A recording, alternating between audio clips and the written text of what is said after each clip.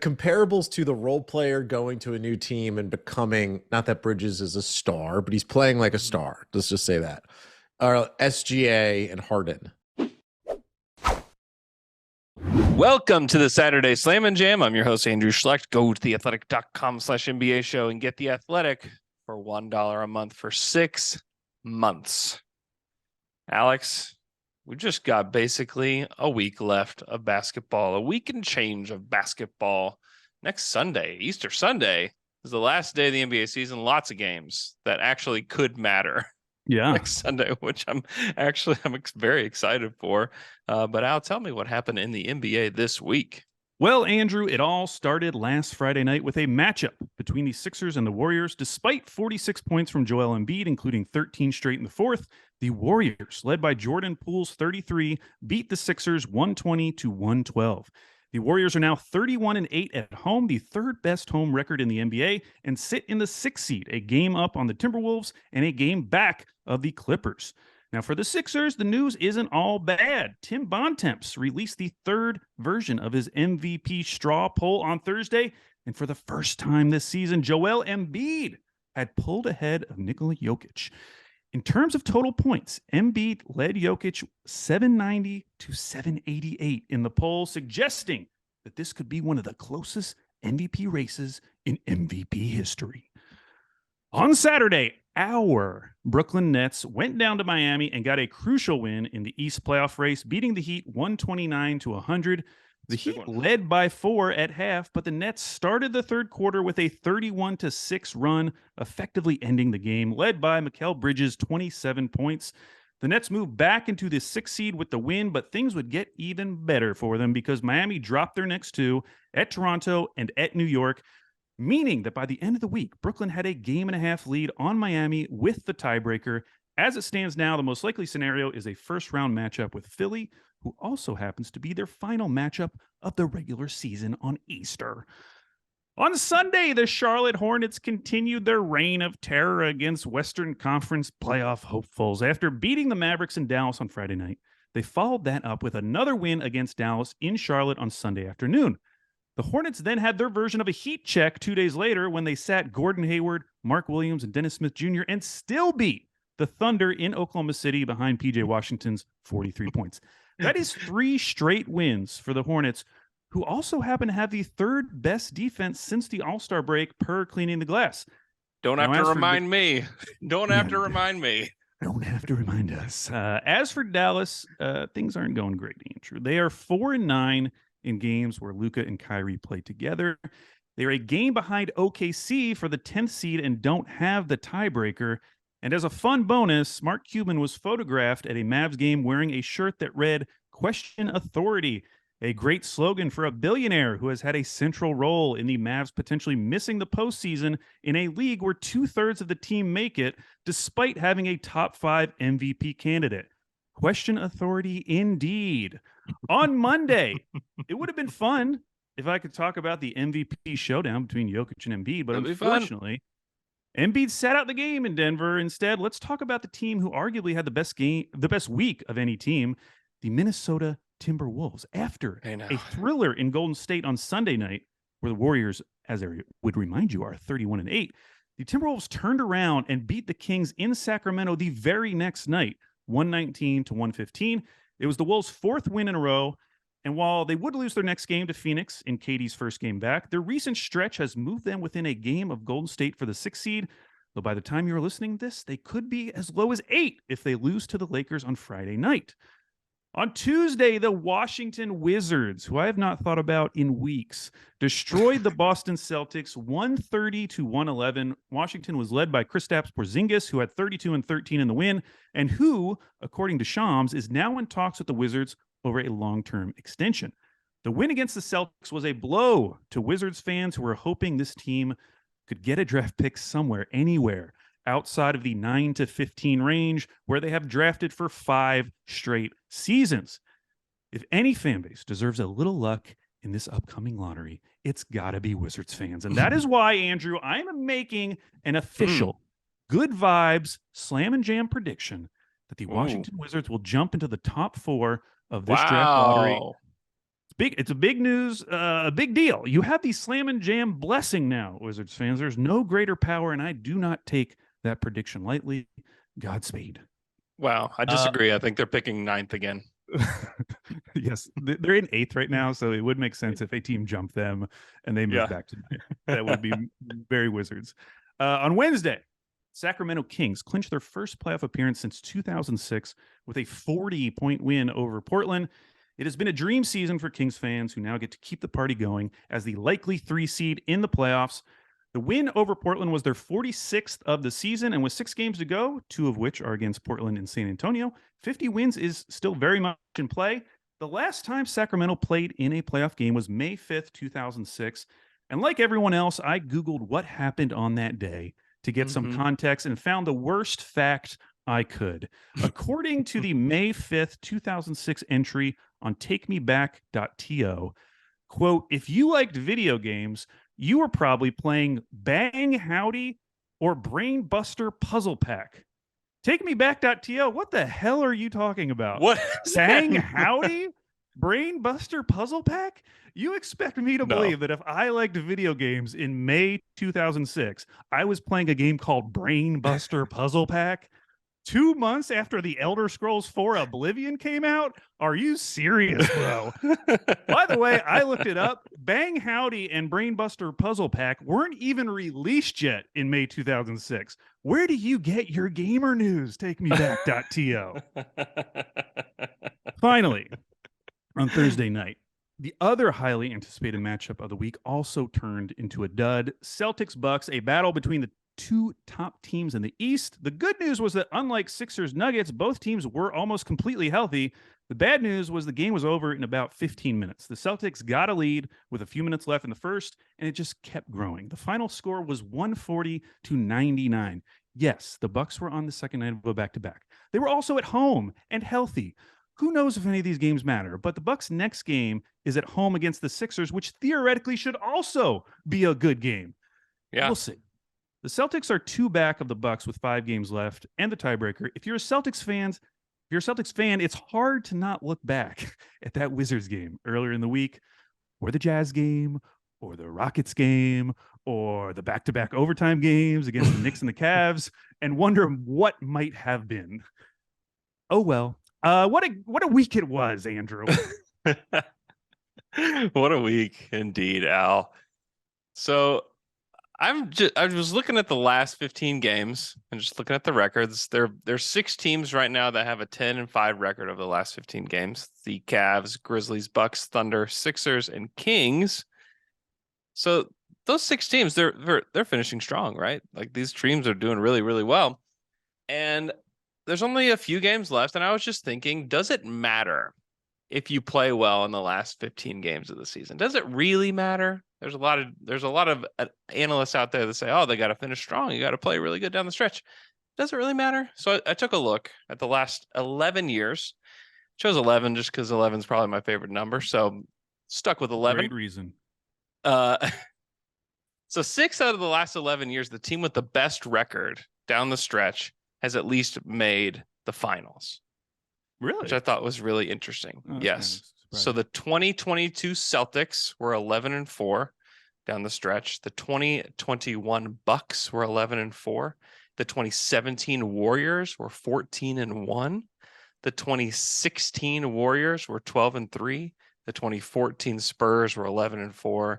And the 2013 Miami Heat were 13-2.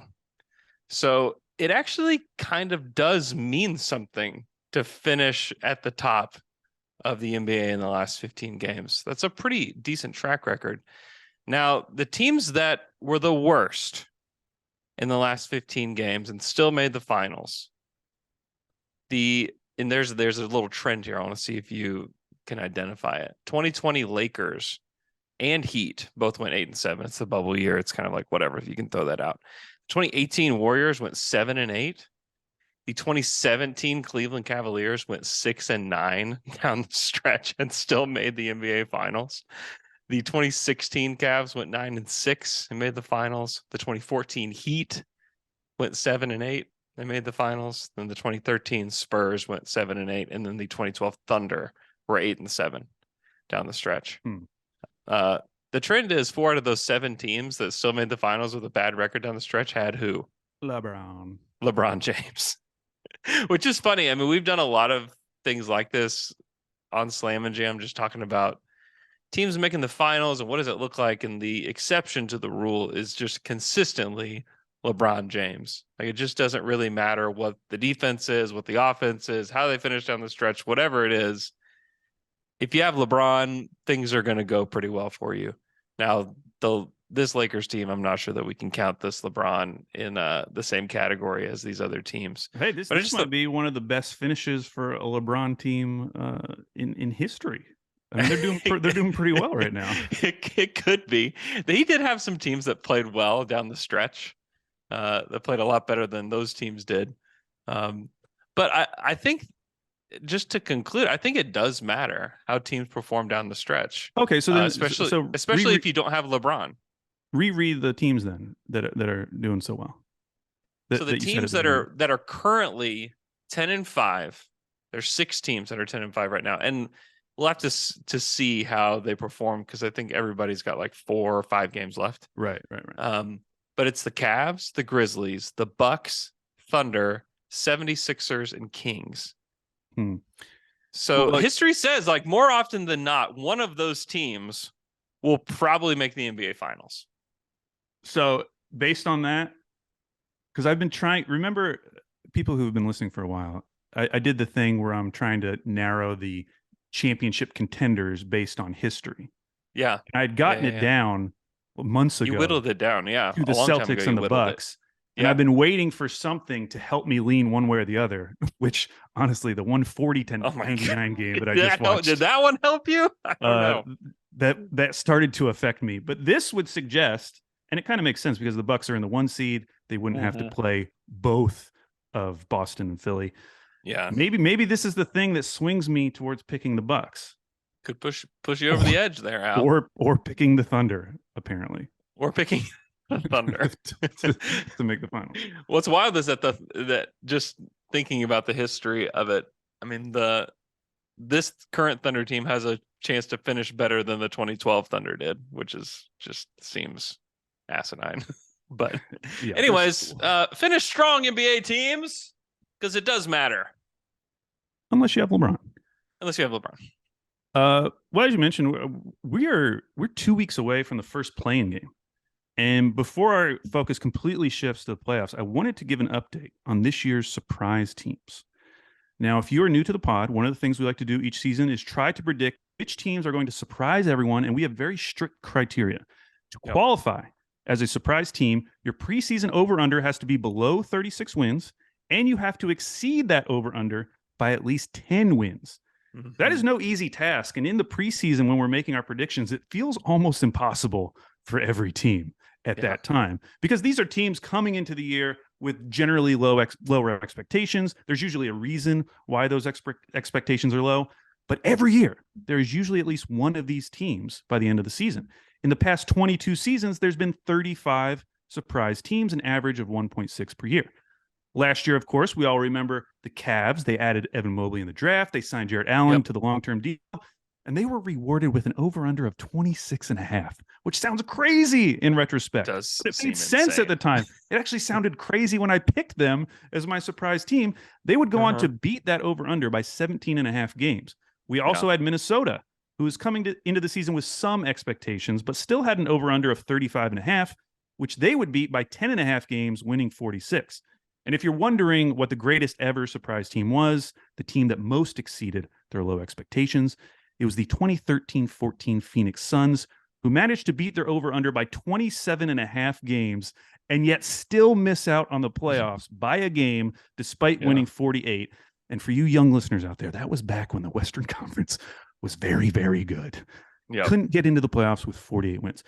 Now, this year, with a few games to spare, we already have 3 surprise teams locked in for the 2022-23 season, with an outside shot to get 4 in these final weeks. So let's go over each of this year's surprise teams, talk about what we missed when thinking about these teams, and if there are any lessons we can take into next year. So let's start with the teams that didn't surprise anyone. Okay, Houston, San Antonio, and Detroit did not surprise Andrew, at least in a positive way. Of those three, Detroit is notable for being the most bet over in the preseason with an over-under of 29.5 games, which they are currently 13.5 games under. We have some games left. They have the worst record in the league. Yes. Yeah. We have some games left, but being projected for under 30 wins and still missing by over 10 games is kind of hard to do. It's like an anti-surprise team. I was going to say, that is surprising. Maybe that should be the disappointment team of the season. Yeah. To be fair, they are set up well for the upcoming draft lottery. I also wanted to mention Washington, who did not surprise this season. In fact, I would actually give them the title of least surprising team of the season. This was the most Wizards a Wizards season could be. They are currently 2 games away from hitting the over. So, hey, win 2 more games, and they will have hit that over. Now, one of my picks in the preseason, Orlando, still has a chance, but it's very unlikely. They would need to go 5-1 in their final 6 games, which includes 2 games against Cleveland and road games at Brooklyn and Miami, who are 2 teams fighting for playoff seeding. It's still technically possible, but they're currently sitting at 6th in the reverse standings, which is great position for them. And in these final weeks, it's likely teams in that range will start heavily prioritizing their draft position. The lesson for me, though, with Orlando is that if you think there's a player on the team that is critical to that season's success, and that player is out to start the season with an injury, do not pick that team. Markelle Fultz, a Steven Adams All-Star, started the season on the sidelines, which contributed to a 5-16 start. In the games he played, they are 27-28, a win pace that would absolutely have crushed their over-under. Yeah. Oh, well, but I knew it. I knew what I was getting into. I didn't know he would be out that long, but whatever. So you get for taking the Magic, Yeah.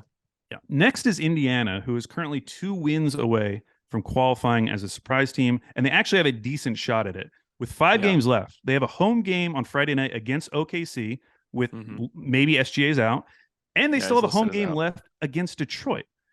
Their other games are Cleveland, Knicks at home, and Knicks on the road. If they beat OKC on Friday night, we could be looking at 4 surprise teams, which would be a slam and jam celebration because we have never had 4 surprise teams before. And I actually think that would be a good marker for this season when we look back at it. One more example of how this season has been unique with respect to parity across the league. The lesson for me with Indiana is don't pay attention to quotes and rumors around media day, because in the days leading up to our surprise team pod, Andrew, I was originally going with Indiana, but changed my pick because of 2 things. One, there was a report at that time that Indiana was willing to take on Russell Westbrook's contract. And 2, Kevin Pritchard, the Pacers president, had a quote about how this season was not going to be about wins and losses. Completely threw me off the scent, and I pivoted. And plus, we had Mark Schindler on that day. Yeah. And that was intimidating because I was like, I know he doesn't think this team is going to win a lot of games. I don't want to just randomly throw out this take that I think Indiana is about to be good. I panicked, Andrew. I changed it. Ignore media day. You also buy into the constant Miles Turner trade churning. Yeah, absolutely. But looking back, they had a great draft. They have a good coach. The all-star leap of Tyrese Halliburton, the fact they kept their vets, they were all major factors in the success. And I think like 2 or 3 of those were predictable. Moving on to our locked-in surprise teams of this season. First up, congrats to the Utah Jazz, who are currently 12.5 games over their 23.5 over-under. Andrew, if I could do things again, if we could run 1,000 simulations of me picking my surprise team this season, I don't think I would have ever picked the Jazz. Some of the things you would have had to predict in the preseason include an all-star leap for Lauri Markkanen, Coach of the Year worthy performance from first-year coach Will Hardy, the immediate translatability of Walker Kessler's game, and the ability of this team to tread water even after making the predictable trade-away vets trade at the deadline. Shout out THT. This team is 7-9 post-All-Star break after trading away 3 rotation players, despite Markkanen missing 6 of those games. Even knowing what I know now, I'm still surprised. So credit to the Jazz. Are there any lessons from missing on the Jazz, Andrew? Because I learned nothing with the Jazz. I would never pick a team in that similar scenario again. There were too many jumps you would have to make. Yeah, no, I think the motivations too with the franchise is to focus on the future. I mean, they just traded for all these draft picks. Trading away your 2 best players. I mean, no one would have predicted that Markkanen would jump from like 14 points to 25 points per game. I think that would be a really silly prediction to make. And so, very silly. So to me, this is such an outlier there have been so many things that had to happen for them to actually be good. Like Will Hardy's been a really good coach for them. Like brand new coach who had never been a head coach. You're just like, I don't know. It's like, Will Hardy going to be good? I'm not sure. There were so many circumstances that have led to them being a decent team. And, you know, It's funny, like we saw him play OKC. I saw him play him twice. And I thought, okay, they really pulled the plug on that second game against them recently. And I thought, okay, yeah, they're toast. And they've gone on to win some like pretty decent games too. So they beat Boston. They're unpredictable. They're absolutely unpredictable. They are competitive. They're similar to OKC. They just haven't pulled the plug as much as OKC did the previous 2 years. Right. You know, where they just have a coach that really gets his team motivated, and they just have a bunch of tryhards. So yeah, and it's funny to think back. You mentioned like who could have predicted Lauri Markkanen. Like honestly, the player that people were focusing on is like, oh, he's probably going to have a big breakout was Colin Sexton, because it made sense looking back at what he had done in Cleveland. It's like maybe this guy scores, over 25 points per game. Like he could have a huge breakout year. Ends up being Markkanen. But yeah, I didn't learn anything. Next was our joint. Shai is now listed as questionable. They just changed that designation to questionable for Indy. So watch out, surprise team Indiana. Next was our joint pick, the Sacramento Kings, who are 11.5 games clear of their preseason over-under of 34.5. This was a great pick by us, Andrew. Some of the factors that led me to this decision were A, Mike Brown being a good coach, check. Yeah. And helping them be a top 20 defense, not check. Domantas Sabonis being the best Kings player of all the Kings drought teams, I would say check, though obviously the rise of Fox was a big factor as well. Yeah, and C, the fact they addressed their three-point shooting in the offseason, that ended up being very true. The Kings are one of only 4 teams, along with Golden State, Boston, and Dallas, who are top 10 in three-point attempts and three-point percentage. As a comparison, last season, the Kings were 21st in three-point attempts and 24th in three-point percentage. Shout out to Keegan Murray, who set the rookie record this week for most threes in a rookie campaign. You really can't say enough about what this Kings team has done and what they've meant to that fan base. And perhaps the biggest surprise of their season was the fact that they cleared their over-under by 10+ so easily. Like there was really no doubt as we entered this final stretch that they were going to get there, and they could still surpass it by a few more wins. An all-time surprise team, in my opinion. Yeah, no doubt. Finally, the team that as of now would be the most surprising team of the season based on how many wins they are clear of their over-under, the Oklahoma City Thunder. The Thunder are currently 14.5 games above their preseason over-under of 23.5.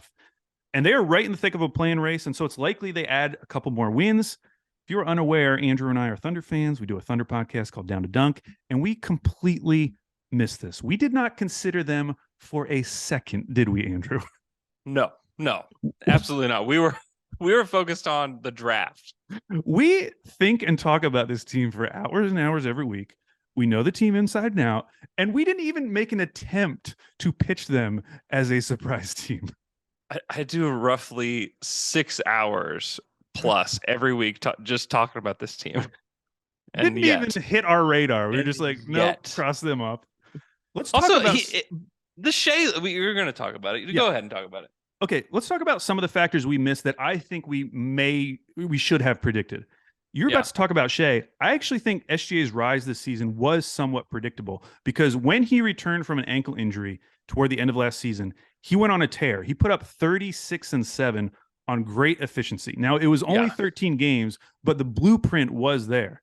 And 2, we knew that OKC's defense was going to punch above their weight. They ended last season as the 17th ranked defense, which was really impressive for a team that only won 24 games.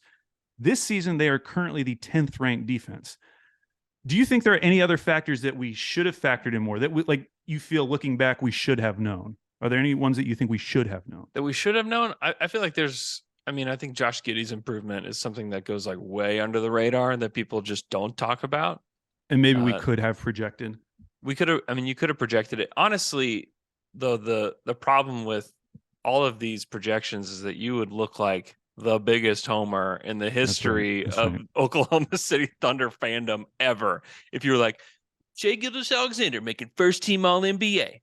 Josh Giddey making a rise. Jalen Williams, pick number 12. Well, you know what? By season's end, he should have been pick number 2. There's just so many things within it that you would have just felt like they just picked up Isaiah Joe. Isaiah Joe, one of the best 3-point shooters in the history of the Thunder. No, you can't. All of those things are actually just kind of crazy whenever you put them all together. They are, like Aaron Wiggins, functional NBA player. You're not going to do that. You can't come to the table with all of these things and say, you know what, I think all of this is going to work out. And that's kind of what it's taken for the Thunder to get here.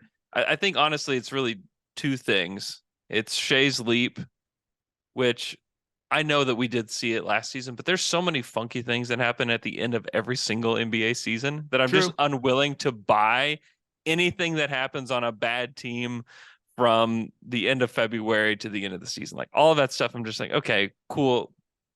Even Trey Mann was awesome at the end of last season for the Thunder, and he's been not good this year for OKC. That's been probably the one thing that hasn't gone their way this year. But yeah, I would say it's Shai's leap, and then I think just Jalen Williams being able to fill so many roles for them. As a facilitator, he's a probably overrated defender, honestly, the way that some people talk about him. I watch him every night, and he's not quite what some people say about him as a defender. He looks like an amazing defender. He looks like an amazing defender. He's got a ways to go, but I talked about him 2 weeks ago, and all that stuff still stands. And he had that game winner the other night against Detroit. He's been phenomenal. He's averaging the most points for any rookie in the month of March. And he's shooting 57, 50, 87 are his shooting splits in the month of March. He's been absolutely phenomenal. And there's been a lot of people saying that he could make a late push for Rookie of the Year. I'm still not sure he's going to win it. But I think that he is doing literally everything he could possibly do to get those votes right now.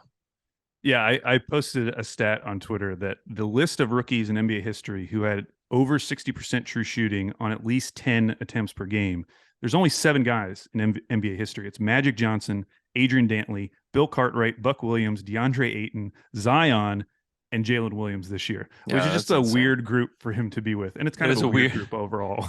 It is a weird group overall, but there's a lot of things that you plug into StatHead that Jalen Williams pops up in, and you're like, okay. It would be more shocking to me at this point that he's not going to be a star.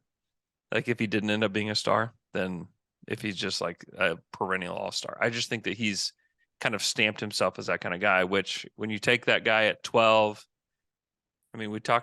Chet being out for the season is a huge deal. That was a huge reason to not believe in them. Right. And yet that heavily factored into our decision. Yeah. And, having a guy that is now easily, if you were to redraft, he'd go in the top 5 for everybody, for some people in the top 3. So, and one thing else I'll mention is you mentioned Isaiah Joe, but this team going from finishing dead last in 3-point percentage to now being right around league average. I think they're 17th as of today. Yep. That was huge. And is a huge leap. I did make that my bold prediction, but even I didn't believe that. So that is this season's surprise teams. We'll see if Indiana can make it 4 and just really make this a magical year for surprise teams. Yeah. But I already can't wait to go through next year's teams because I don't know who it's going to be, Andrew. I'm tempted to pick Orlando again, but I know that their over-under is going to be way higher than it was this year. It's going to be a lot higher. They're going to have them in the mid-30s. So especially when they get Wembanyama, it's going to be way high when they get Wembanyama. Yes. Yeah. Coming up after the break, we're going to talk to Mike Smeltz about the Brooklyn Nets. Today's show is brought to you by Chime. Visit chime.com/NBA show for more information. What's the first thing you do when you wake up? Is it checking up on your credit score? Yeah, I didn't think so. Well, at Chime, that's exactly what they do for you. With their secured Chime Credit Builder Visa credit card, you can start to build credit with your own money. Chime reports your payments to credit bureaus to help you build credit over time. Their members see an increase of 30 points on average. All of this with no annual fees, large security deposits, or credit checks to apply. So start your credit journey with Chime. Sign up, only takes 2 minutes, and doesn't affect your credit score. Get started at chime.com/NBA show. That's chime.com/NBA show. The Chime Credit Builder Visa credit card is issued by Stride Bank N.A. pursuant to a license from Visa USA Chime checking account and $200 qualifying direct deposit required to apply for the secured Chime Credit Builder Visa credit card. Regular on-time payment history can have a positive impact on your credit score. Impact to score may vary, and some user scores may not improve. Out-of-network ATM withdrawal fees may apply except at MoneyPass ATMs, in a 7-Eleven, or any Allpoint or Visa Plus Alliance ATM. All right, Andrew, it is time once again for the Wheel of Fandom, our weekly segment where we spin a digital wheel. It lands on a team, and we become fans of that team for the next week. This past week, the Wheel of Fandom landed on the Brooklyn Nets. Now, the Nets went 2-1 this week, which included a pivotal win over the Heat in Miami. The Nets are currently a game and a half up on the Heat for the 6th spot with 5 of the remaining 6 games at home, and they have the tiebreaker. The Nets are 41-35, 9-13 in the 22 games since trading Kevin Durant. Since the trade, the Nets are 23rd in offense, 18th in defense, according to Cleaning the Glass. Andrew, if the Nets are our favorite team, who is our guest? Oh boy, I'm very excited about this one. Mike Smeltz, one of my favorite dudes, that I get to work with here at The Athletic. It's the truth. He co-hosts a podcast that you should be listening to, not only Nets fans, but NBA fans, because it's honestly, I just smile. Even whenever they're sad, I still smile. Glue Guys podcast with Smeltz. Thank you. And Thanks, his guys. buddy Brian. Go listen to it. It's a great show. It is a very, very fun NBA podcast. He's also a podcast producer here at The Athletic. Mike. I'm an executive. Excuse me. Executive. I'm the EP. I'm an EP. I'm one of 12 EPs. First off, thank you for having me. Yeah. Second off, sorry I'm not Mina Kimes. Yeah. We tried to that's, get so disappointing. inside baseball here. Yeah. Mina is a big fan of the Glue Guys, which is Yeah. like I have 2 children, but I'm prouder of the fact that You she should likes be. my podcast. You should be. She's amazing. And I did ask Mina if she could do this show because I want her to be with you guys because she'd be Yeah. hilarious with you two. Should be. But she is crunching tape for the NFL draft. She's crunching that tape. So it's going to happen. You guys are going to get her. You're going to be thrilled, One of these enchanted days. by her. She is such a genius in the space. But if you can't have Mina Kimes, everyone says Mike Smeltz is the next Mina Kimes. Everyone. That's right. it's on the tip of Everyone's saying everyone's that. So Smeltz I'm glad tells to his be wife here. every day, I'm the next Mina Kimes. Yeah. She's like, who the hell is Mina What are you Kimes? talking about? Who the hell? So, Smeltz, you've watched this new version of the Nets for 22 games. With all the new additions, how successful do you think that they've been in building their own identity? Does this feel like a real team yet? No, it's not a real team. You know, we had Spencer Dinwiddie on the show to talk to him. He's an awesome guy, and Yeah. like he was even saying, he literally said on the show about, he was like, you know, yeah, we're working. Like I'm working hard as a point guard to build team cohesion.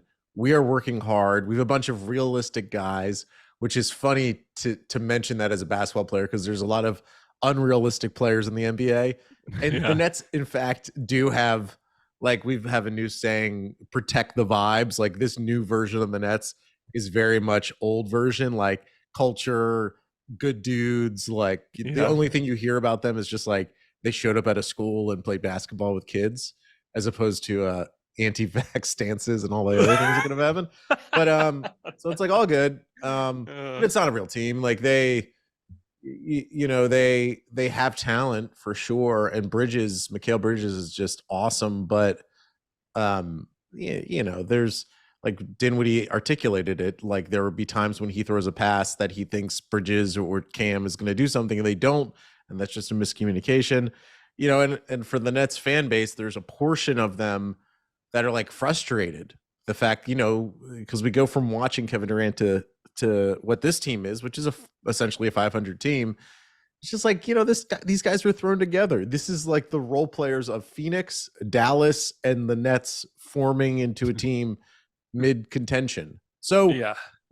it's not a team, but it is much more enjoyable than like waiting on Kevin Durant to come back for injury or waiting on Kyrie to just completely destroy the situation. So you mentioned Bridges. When the trade was made, he was obviously the big centerpiece coming back to Brooklyn, scoring almost 27 points per game for the Nets on 50, 40, 90 shooting. How Incredible. surprising has his run with the Nets been? And for you, thinking back to the original trade, and then how sustainable do you think this is? So to reference a player that you have on the Thunder, I count you guys both as part of the Thunder, sort of, you guys and Presti and all that stuff. Yeah, it's those three. That's what they usually say. Yes. So the comparables to the role player going to a new team and becoming, not that Bridges is a star, but he's playing like a star. Let's just say that, are SGA and Harden. And the difference between those two dudes and Bridges is like Bridges was just a pure wing defender, 3-and-D guy who had very little ball handling, very little shot creation in the Phoenix offense. Where like SGA, when they were with Clippers, was still handling the ball a bunch. Harden, of course, handling the ball a ton with the Thunder, or being empowered in certain circumstances to be. I mean, most people knew he would translate as a ball handling scorer. No one knew that Harden would be like what he became. Where Bridges has expanded his game rapidly, going from 3-and-D to primary scorer. And so that's incredibly exciting. There's no one could have predicted it would have went this well. I don't even think Sean Marks could have thought that Bridges was going to be such a centerpiece. Because like, if you think back to the summer when Katie first requested his trade, and as he said to Shams that he suggested, or I guess Shams wrote that he suggested that they fire Nash and Marks, that it was like, the Nets fans, we all did like Jaylen Brown, Scotty Barnes, and Bridges wasn't even in that conversation of like centerpieces. Bridges was like, it was actually Ayton at the time was like the guy that we were like, ugh, is that going to be the centerpiece? And Bridges has been awesome. I mean, he's like, it's hilarious that we get the NBA's reigning Iron Man. Bridges has a consecutive games played streak going back like 360 games. And the Nets were the all-time on-paper team, no production team. Right. Like the Dinwiddie, Bridges, Cam Johnson trio has played more minutes than Harden, Kyrie, and KD ever did. Yeah, that blew my mind when I heard that. And so like Bridges is incredible, and it's very exciting for the possible construction of this team going forward. There's a sliding doors moment when it seemed like at the trade deadline, the Nets were going to get 4 first-round picks from Memphis for Bridges. And not knowing Bridges as well, I was like, damn, that would have been, I mean, that's nice. And obviously there would have been pick protections and all that fun stuff. But now, like 4 first-round picks, yeah, that's amazing. But now Bridges is the most important player on this team for the next 3 to 4 years. And he's on a contract that he is like 25 a year for this year and the next 3. So it's an incredible contract that's going to give this team so much flexibility. I mean, it's, again, I'm kind of like, I'm trying to just like rationalize not having Kevin Durant on my team anymore. But, Bridges is making it a little bit softer of a landing spot as opposed to, it's like when you get divorced and, you're already going to date, someone. I can't see if someone else floating out there. I don't know. I was like, wait, what am I going to say? What comparable am I going to say that's going to get my wife? No, keep going down this. No, I like this. Keep going. Get my wife furious at me. See where you're going. I mean, I'm like, what? I was just watching Ted Lasso. Are you watching the newest season? I haven't watched the new season. I haven't watched it yet. I don't want to. I'm kind of famous on my show for spoiling things because I'm an idiot. But Ted Lasso's wife is dating someone that she should not be dating. I was going to make that joke, but I don't want to spoil the show for anyone, so I won't do that. Yeah, well, thank you. Something else that's been good for the Nets is Nick Claxton, who's made a leap in year 4. He's averaging career highs across the board. He's the only player in the NBA with 175 blocks and 175 dunks. What a fun stat to be a part of. Everyone knows the 175 club. Yeah, they do. Iconic club. That was actually going to be a trivia question, and I ended up not using it. I was like, I'm just going to throw this in. What would have Yeah, been I was what gonna would have been say. the question? Well, I was hoping there would be someone else that could be like, who else is in this club? But he's the only Yeah. one. So it's like, well, there's really nothing to ask about Yep. this. It's just him. Yeah, Yeah, and it's like a weird thing. just Is like cool. Embiid, obviously, I'm sure he has under 75 blocks. Maybe he doesn't because of games played, but like he doesn't really dunk the ball a ton because he's got a bunch of other stuff that he's doing offensively. Like Yeah. a dunk is a product usually of being open and not having a defender around you. You know. Yeah. Yeah. Okay, So throw it would that- have been throw the it back biggest. in there. Let's find it. What have been some of the biggest areas of development for him this year? Oh my God, confidence. I mean, Mm. he's been really. Like I don't know if you guys remember from Georgia, he was like the ball handling 6'11" guy. Yeah, I do. It was he's kind of a strange prospect. Yeah. It was totally bizarre. And like he started last year at the beginning of the season and he was bad and his confidence tanked, or at least it seemed outwardly. This year he got a little bigger, got swolled up in the shoulders. He is there's like more to his game than the standard like no shots at Willie Cauley-Stein, always a favorite of mine. But he's not just like a catch dunk guy. Like he has some spin and a little hook shot, spin, and there's like moments when he's doing things at an advanced level, and he wasn't doing that before as a net. So like, and of course defensively, like if you look at every defensive metric, he's like a startlingly efficient, switchable defender, which, if he could shoot free throws, he would be an amazing, like the free throw piece. I don't have his numbers in front of me, but they're pretty bad. What is it, like 45% or something even worse than that? But like he's one of the few centers who could be in the end of games against lineups of death type lineups, which honestly aren't that big of a deal anymore, right? Now that we have so many big men that are so good. But he's one of the few guys who can be a defender for both big and small lineups. He's not great against Embiid or Jokic, but it's also like no one is. So Right. I don't really get that stressed out about that. But yeah, I mean, it's just like pure understanding of like, I'm going to do the right thing offensively because I have the confidence that like the thing I'm doing is correct, as opposed to honestly, when he would catch the ball sometimes previous seasons, there was like no confidence that the move he was going to make was going to be the right one. Just to give you a little update, he's currently shooting 53% from the line. Oh, I take back everything I said. A little bit higher. He's a modern day JJ Redick. Let's shift our attention to the future, because in all likelihood, this team will not be making a deep playoff run. No offense.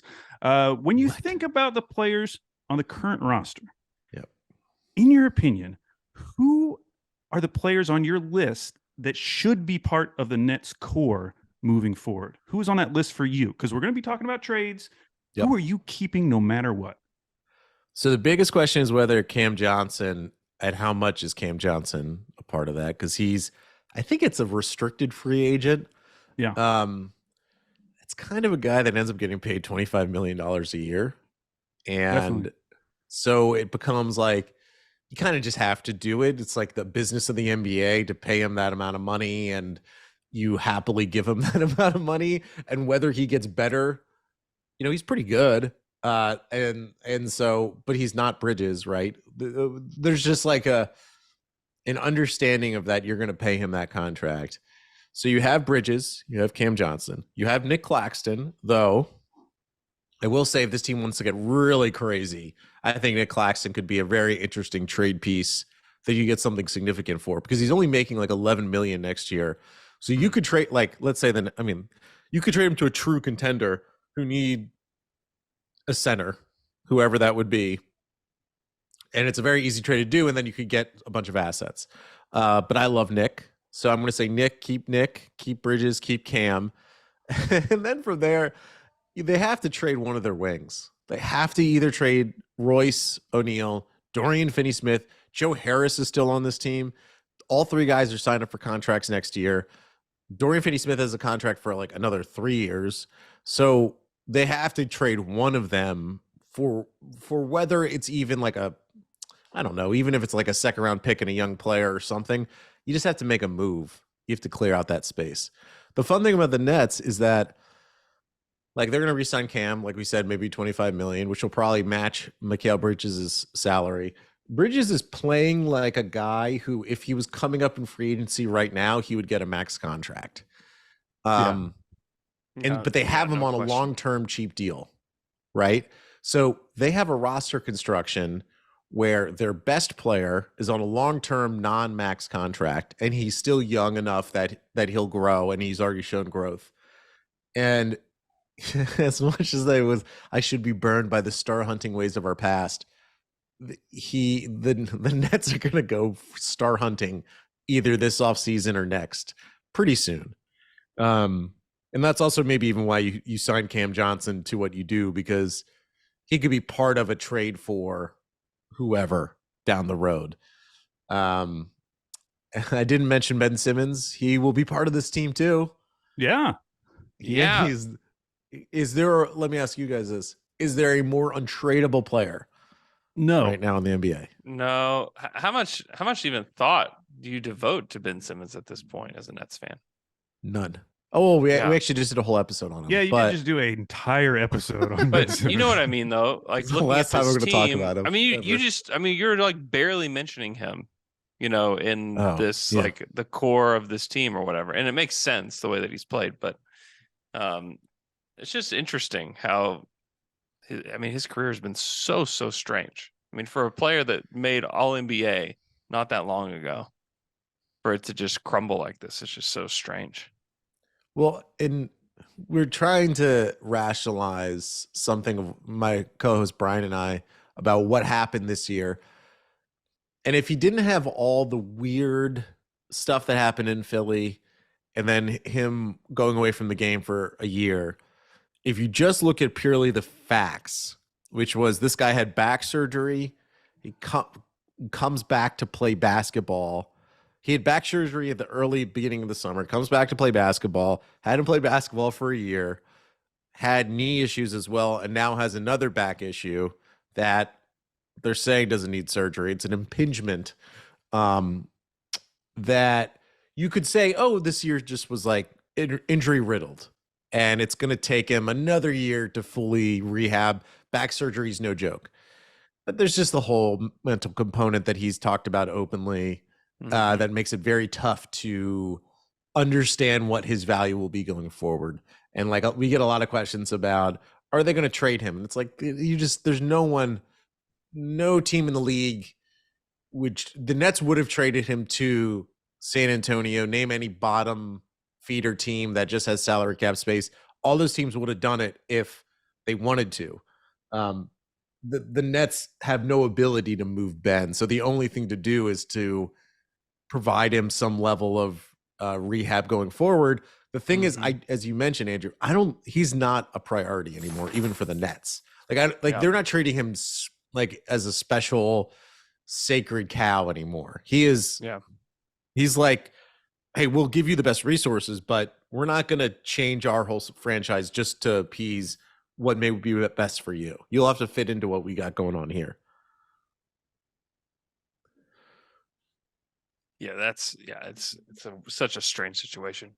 So the Nets are set up pretty well for a big trade with all their wings and the Suns picks and all they've got. So and Ben Simmons, your former All-Omega. So someone who has made the All-NBA team before. First, what do you think this team needs most? And second, are there any specific names that Nets fans are dreaming about?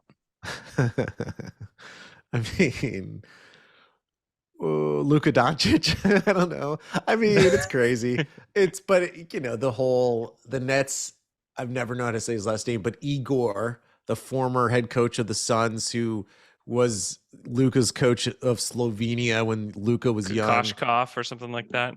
Yeah. He's a Nets lead offensive assistant right now. Kyrie is blowing up Dallas as we speak. The Nets control the Mavericks 29 pick, and so it's Luka, but like everyone kind of joking about it. I mean, the Trae Young thing had happened for a second, But it seems like them hiring Quinn Snyder will make it so that Trey's there for at least another year. Karl Anthony Towns is always a guy that's brought up because he's from Jersey. Yep. But like my whole problem with Trey and Cat, it's like they're incredible. All that stuff is they're problem childs of different variations. And like we've already done the problem child thing. And so actually the Nets should look to the Knicks for guidance because the Knicks really what a sentence. The Knicks really have kept their powder dry and they're pretty good and they got Jalen Brunson in on their team and they still have the ability to trade. If like the Knicks could bring in Cat where the Nets couldn't. I don't think the Nets really should, but they, so the guy that they need though is a Trae Young type. They need an ultra dynamic ball handler, facilitator, because then you could just move Dinwiddie over to the 2. Dinwiddie's an amazing combo guard to play next to a really good player like he was in Dallas. Bridges is a really good actual number 2 scoring option as he's shown right now. Then you would have Cam Johnson, you would have Nick Claxton. You don't know what the trade would be. Maybe Claxton and Cam and picks are going out the door, but and then you have Brooklyn, which is one of the 5 boroughs in New York City, a major metropolitan area. So there's a lot there. So they need a scoring guard, like a real dynamic force. It's just I don't know who that is right now. If unless if Damian Lillard suddenly like I want to go to Brooklyn, but like again, like why would he? And what team are you building? If then again, they have to really think smartly about this roster construction and not just star hunt the second that they can. Well, Mike, thank you for answering all our questions about this fascinating team, the Brooklyn Nets. But it is now time to play Andrew versus the Beat, our weekly trivia show where Andrew goes head to head against an NBA beat writer, or in this case, co-host of the Glue Guys, a Brooklyn Nets podcast, Mike Smeltz. Now, Mike, you've played this game before. How it works, I've come up with 8 trivia questions about the Nets or related to the Nets. You will pick a number between 1 and 8. It will correspond to a question. If you get it right, you'll get at least 2 points. If you get it wrong, Andrew will have a chance to steal. We'll go back and forth until all the questions have been asked and answered. So, what would you like to start with, Mike? What number sounds good to you? 13. No. 13. Question number 13. Yeah. I came up with 5 backups. Question number 2. Okay, this is a good one. How many players on the current Nets roster had a 30-point game this season? You don't have to tell me the names. You just have to give me a number. On the current Nets roster. On the current Nets roster. How many players had a 30-point game this season? So Cam Johnson, Dinwiddie, Bridges, Cam Thomas, Seth Curry. How many is that? Is that 5? So I'm weighing between whether it's like Nick Claxton. I'm trying to go through my mind wait, is Andrew coming for the steal? Should I be saying these things out loud? He could be potentially, but I'm going to go with 5. You're going to go with 5? That is correct for 2 points. Yes. Nice.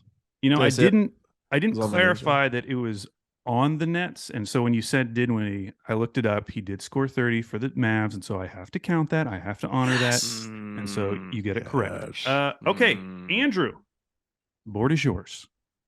Number 1. Question number 1. There are only 3 players this season who lead their team in total three-pointers made, total assists, and total steals. One of them is Royce O'Neal. Who are the other 2? Now, you get 1 point per correct answer. If you want a hint, you can get half credit, Andrew. Say the criteria again. So they lead their team in total three-pointers made, total assists, and total steals. Wow. Oh, I know one of them. There's only 3 guys. One of them is Royce O'Neal. Interesting. Okay. So you get 1 point per correct answer, unless you want a hint, Okay. and then you can get half credit. No. Let's see. Andrew's shaking his head no, not taking the Don't hint. you dare get a hint. The coward's way out. It's the coward's way out. Can't do that. What about De'Aaron Fox.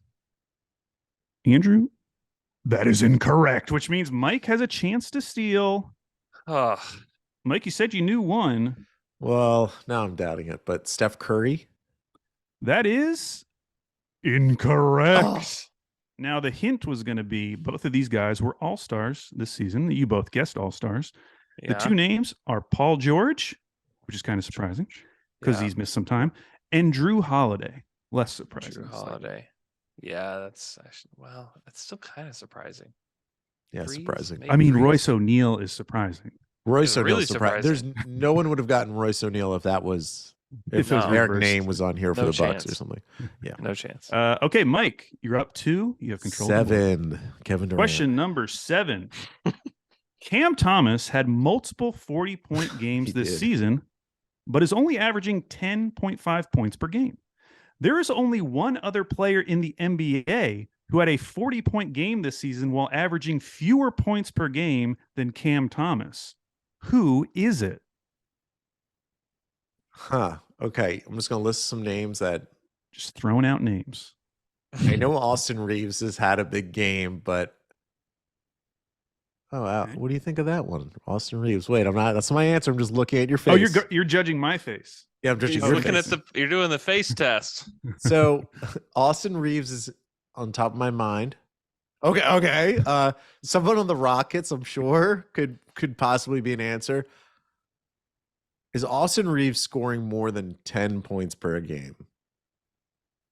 I'm gonna go Austin Reeves. That is incorrect. Andrew, you have a chance to steal. Um, And Austin What? Reeves is averaging 12.4 points per game. Did he have I a just don't- 40-point game? I believe he had like a 36-point game. Let's see. He had 35. Okay.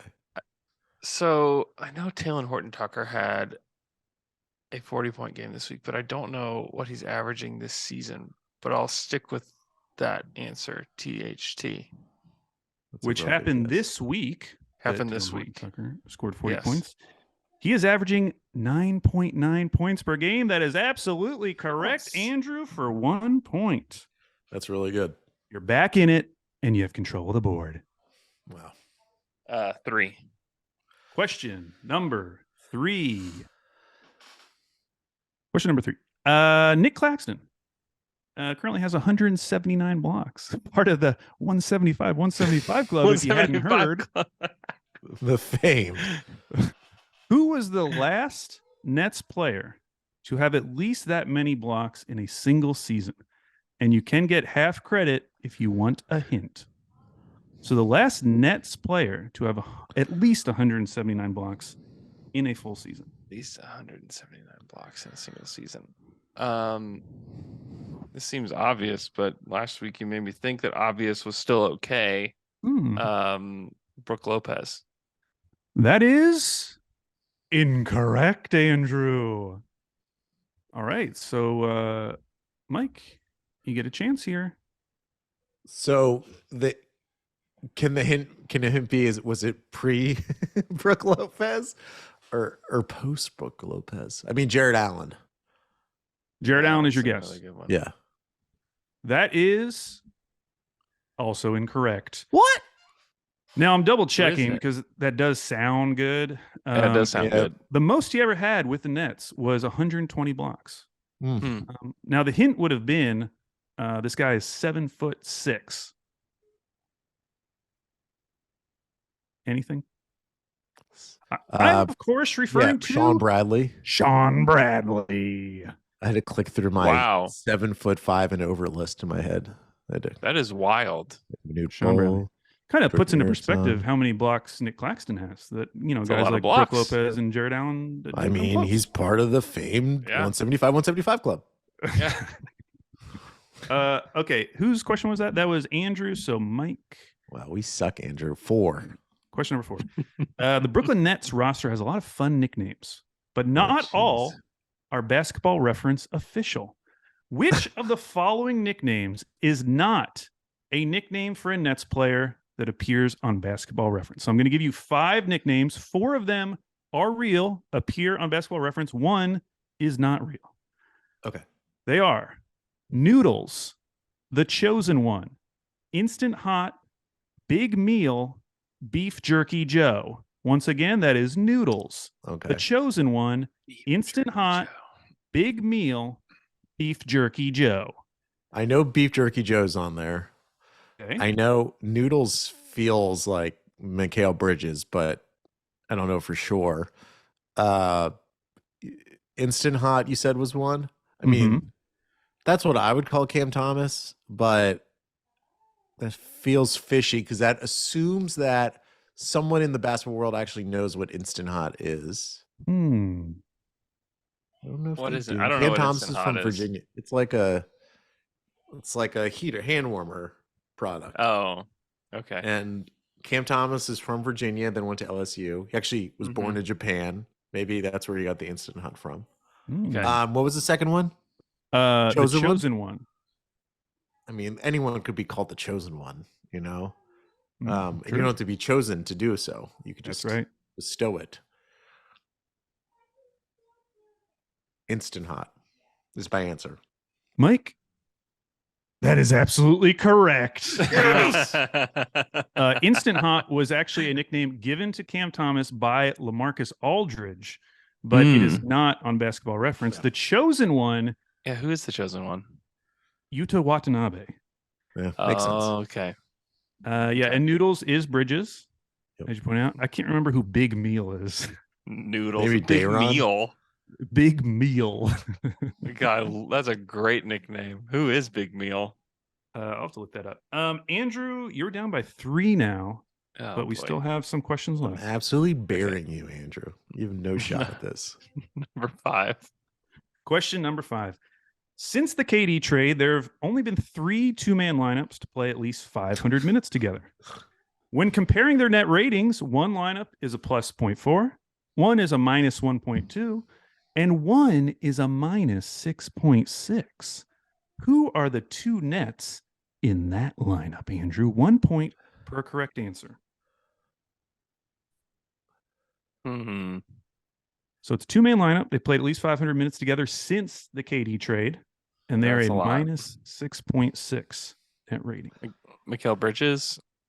Andrew, that is correct for 1 point. Okay. Spencer Dinwiddie. Andrew, that is incorrect. Mike, you have a chance to steal for 1 point. Okay. Who do you So wanna it's either throw out Cam Johnson, or Nick Claxton. Interesting. Okay. And so you've got it down to a 50-50 shot in your mind. I'm going to go Nick Claxton. Well, both of those were incorrect. It was actually Dorian Finney-Smith. That makes a ton of sense because he has been instant cold since he's come to Brooklyn. New nickname. Put it on Basketball Reference. Okay, Mike, 2 questions left. You got a commanding lead. Yeah, I can't blow the 6. Question number 6. Here we go. In the history of bad NBA teams, one team that I often feel gets forgotten is the 2009-2010 New Jersey Nets. That team went 12-70 that season, tied for the 5th most losses in NBA history. We're going to try to name as many players from that team as we can. How this works, Mike will give me a name, then Andrew will give me a name. We'll go back and forth until one of you stumbles. So, Mike, I need a name from the 2009-2010 New Jersey Nets. Brooke Lopez. That is correct. Had him in fantasy. Andrew, there's no way you're going to know this. You're not going to know a single other net. Who, Andrew? Are you serious? 2009-10. This is like the height of our fantasy basketball playing, where we knew every single player on every roster. This is true. 9-10. I think Devin Harris was on that team. That is correct. Back to Mike. Shit. Mike, you got so cocky there, and now there's a chance that's Andrew the good could pick. beat you. That's the good pick. Let me ask this: if I get someone wrong, do I still get a chance? Like when Andrew gets someone right, do you know what I mean? Like, or if I get it wrong, am I eliminated from this? Yeah, you're out. You would be eliminated. Yeah. Okay. I mean, this is just for the sickos, and I don't care if it's wrong. I'll be honest, all these names are for sickos. Sundiata Gaines. Oh, Sandy out of Gaines. What a Remember name. him from the Jazz game on TNT? Hit the game Yeah. winner. Unfortunately, he did not play on the Damn. 2009-2010 New Jersey Nets. I just wanted to throw up out there. Andrew, Okay. can you think of any others? I mean, there's some classic names on here. Yeah. I think Yi Jianlian was on this team. Hell yeah, he was. You know who else was on this team? CDR, Chris Douglas Roberts. Yeah. What's happening? Well, it's over. The question's over. Now I'm just It's over. letting It's everyone over. know. Yeah. Rafer Alston, Tony Battie, Josh Boone, Keon Dooling, Trenton Hassel, Jarvis Hayes, Chris Josh Humphreys, Boone. Courtney Lee, Eduardo Nahara, Boomer Sooner. Wow. Nahara. Chris Quinn, Bobby Simmons, Did Sean Eduardo Williams. Nahara go to Oklahoma? Yeah, he did. Wow. He was a star. Okay, final question. How were those Sooners teams, by the way? Amazing. They were good. Yeah, that was the Kelvin Sampson days. Okay, here we So go. they're being paid. Final question. Andrew is down by 1. Whoever gets this question correct will win the week. The question is, how many three-pointers has Ben Simmons made in his career? Now, Andrew, you get to choose who answers first. You can make Mike answer, and then you can go higher or lower, or you can answer first. So made threes. Made three-pointers in Ben Simmons' career. Okay. Gosh. I know it's very low. I actually was looking at this not that long ago because I was doing a comparison with him and Josh Giddey. Does Giddey not? Huh? Giddey doesn't take them. Oh, he does. He takes threes. His name just kept popping up when I was doing comparables on StatHead just because I'm a sicko. And so I know this is very low. I know he had seasons where he didn't make any. Interesting. He did not make any this year, if that helps you. Mike, why are you giving that away? Unless he's messing with you. Do you know this, Mike? Do you know the actual number? No, I don't. No, I don't. I'm going to say 6. Andrew is saying that Ben Simmons has made 6 three-pointers in his career. Mike, would you like to go higher or lower? So statistically, I should go higher, but I'm going to go fewer. So Mike is going to go under 6 career made three-pointers for Ben Simmons. He has made in his career 5 three-pointers, which means Mike wins the week. Oh, man. Wow. Andrew, I was going to guess 3. If you so you would have gone over and you'd have won. So how 5 sad is is that? so few. 5 is so few threes. Oh my gosh. Go listen to the Glue Guys. Go listen to any podcast that is narrative based at The Athletic. Specifically one called Luck. That's about Andrew Luck. It's a great one. We have more of these are being produced and one's created coming out this currently. summer that it's going to be great. talks about a future net. I'm very pumped, very pumped for that. Please go do all of that. Mike, thanks so much for coming on the show. All right, Andrew, that was Nets week, which brings us to, I think, is going to be our last Wheel of Fandom week of the season, because we will then transition into the playoffs. So, over the course of the season, we've ended up with 11 teams that didn't get their name called, and we'll have to, we'll continue this obviously at some point, and these will be the first names we choose from. But in terms for this season, this is their last shot, and we still have Charlotte, Detroit, and San Antonio. We've got some doozies of these 11 teams. There's a lot of good ones. I mean, honestly, OKC would be great. Dallas would be great. Sacramento, Philly, Kings, Cleveland, Miami, Knicks. Any of those would be great. But let's see what we get. I'm afraid. The final Wheel of Fandom team this season will be. Oh no. Oh, okay. Okay. The Miami Heat. Ooh, we have Heat. That's 2 teams in a row that are just like straight down the middle. They're like nothing great. Yes. But you know what? It'd be good to learn a little bit about the Heat. Absolutely. Before the playoffs. So totally okay with that. Oh boy, I was sweating. Honestly, I don't know that I could do a Spurs week or a Hornets week. I just don't know that I could do it. Please leave us a 5-star review on Apple Podcasts. We'll read it on the show. This one comes from. It's a lot of letters and number combinations. I usually read that out, but this is just a lot. But they say 5 stars.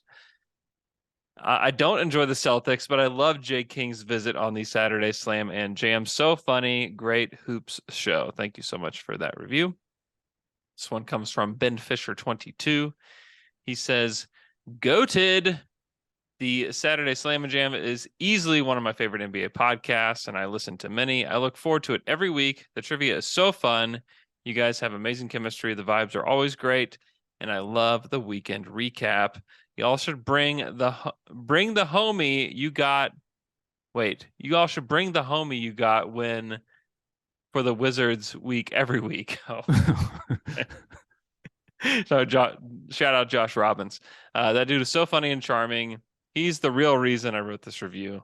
I just had to let it be known that one of the best Slam and Jam episodes ever he was responsible for. I'm thinking about becoming a Wizards fan just so I can listen to his beat No, pods. don't do it. You can just listen to the pod. You don't have to become a Wizards fan. Yeah, you don't have to do that. Keep up the good work, fellas. Also, the Boston Celtics will win the 23 NBA championship with Tatum, Brown averaging 70 a game, and the Time Lord with a cool 12, 10, 5, and 5 blocks, of course. You heard it here first. Cheers. Thank you so much for that review. This next one comes from Australia. It says, "Good day." Another good day from Sydney, Australia. Easily the best hoops podcast out there in a sea of mediocrity and hot takes in the basketball podcasting universe. Saturday Slam and Jam is the perfect mix of hoops analysis and entertainment. The weekly rundown of the league action is easily the most substantial and succinct analysis of its kind. The Wheel of Fandom and the trivia keeps things lighthearted and gives every fan base in the league a chance to be relevant. Keep up the great work. Thank you so much. That's from Mac1291. Thank you for that, Mac. And our last one comes from Wizards Trash Talker. He says, "Saturday Slam and Jam, Alex does it again. And can someone call out Jay King?" 5 stars. If people didn't already know, let me tell you, Alex does his own research, his top 3 MVP historical research. On this week's Slam and Jam was a perfect segment, an audio essay. I've always been fond of Al's research segments, but this one was outstanding. I know you wanted to prove that this year's MVP race is a historically great one, and it only came up 13th. But your openness on agenda and honesty, and it was really funny. Conclusion made for a segment with data at heart. Top shelf stuff. And somebody needs to call out Jay King. He can't be on here stalling for minutes on Andrew versus the Beat. I know you guys are pals, and it was fun to listen to him struggle, but a more shrewd guest should be gaming you to buy some time. Andrew still smoked him, but still, Jay King could have been playing you guys. Not saying you need a timer, just saying it was notable. Keep them coming. You guys are the best. 5 stars. Thank you so much for that review. You can leave us a review and we'll read it on the podcast. Hope you guys enjoy your weekend and the basketball, and we will talk to you guys again next week.